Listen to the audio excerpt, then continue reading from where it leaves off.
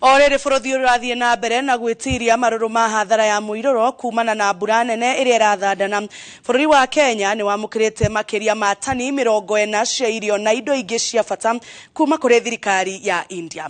Akĩaria hĩndĩ ya kwamũkĩra ũteithio ũyũ, mwandĩki wa ndundu ya maminista Mercy Wanjaũ augĩte ũteithio ũyũ ũkũnyagio kũrĩ Akenya arĩa othe mahutĩtio nĩ mũiyũro bũrũri-inĩ, na oroho agĩcokeria thirikari ya India ngatho kuona ũyũ nĩ ũteithio wa kerĩ mwaka ũyũ, akiuga umanĩte na kũmatio kwa ndũgũ gatagatĩ-inĩ ka mabũrũri maya merĩ. As we receive these relief supplies today, we assure you that they will be distributed swiftly and efficiently to those in dire need. The Kenya government, through its various agencies, is committed to ensure that the aid reaches the most vulnerable and that no effort is spared in alleviating their suffering. I extend my heartfelt thanks to the Indian High Commission in Nairobi, the government of India, and all those who have contributed to this noble cause.